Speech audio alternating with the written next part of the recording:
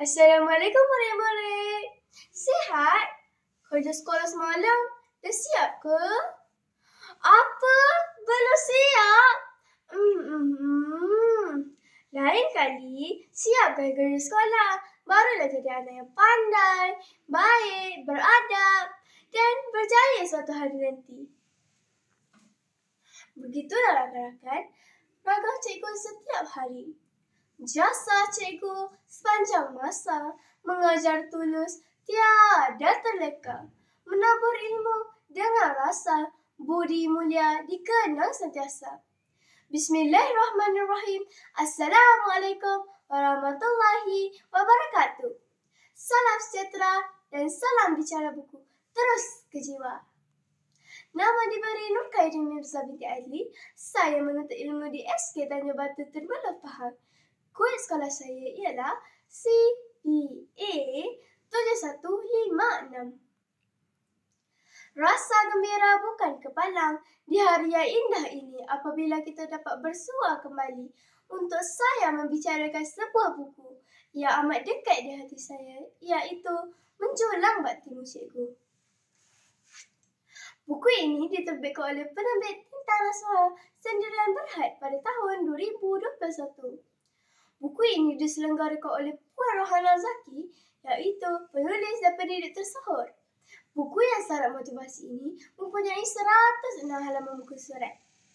Dengan harga RM20, buku ini menawarkan nilai yang sangat berpatutan. Buku Menjulang Baktimu Cikgu adalah sebuah karya yang menghimpunkan pengalaman dan kata-kata hikmah daripada 11 pendidik di Malaysia. Buku ini mengandungi 33 pesanan motivasi yang berkisarkan tentang pelbagai aspek dalam dunia pendidikan, kehidupan dan pembangunan diri.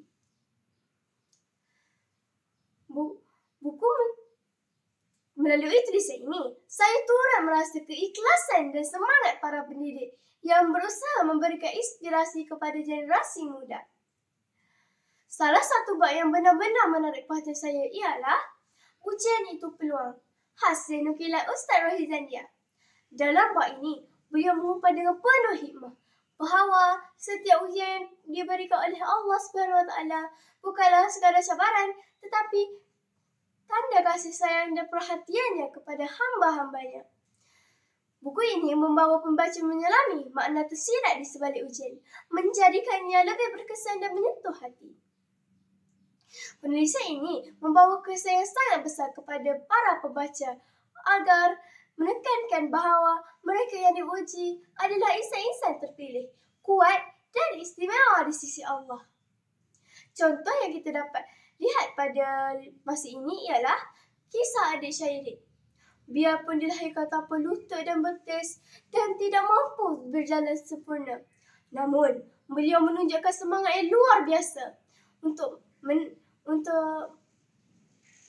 berjaya belajar bersama rakan-rakan di kelasnya. Ini jelas menunjukkan ujian yang datang tidak mematahkan semangatnya untuk berusaha gigih.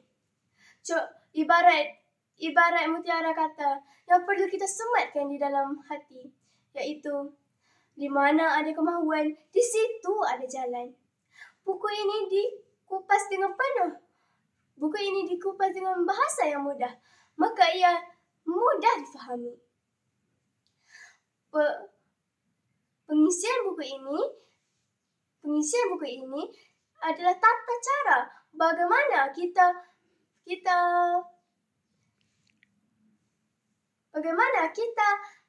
berbicara dengan baik. Secara keseluruhannya, antara nilai yang patut kita pelajari dalam buku ini ialah 1. Ketabahan dalam menghadapi ujian. Ini untuk menguatkan diri, tabah, sabar dalam ujian yang diterima. Keikhlasan dalam mendidik. Setiap guru perlu ada sifat keikhlasan dalam dirinya untuk mendidik anak murid. 3. Peluang untuk muhasabah diri. Ujian dan cabaran perlulah kita terima soalan. Harapan saya kepada para pembaca agar menjadikan buku ini sebagai bahan bacaan.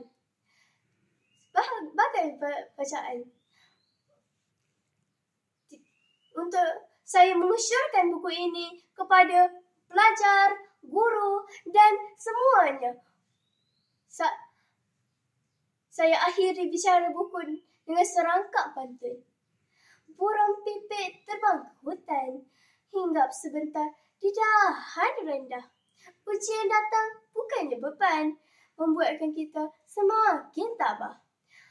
Sampai berjumpa lagi. Wabillahi taufiq wal hidayah.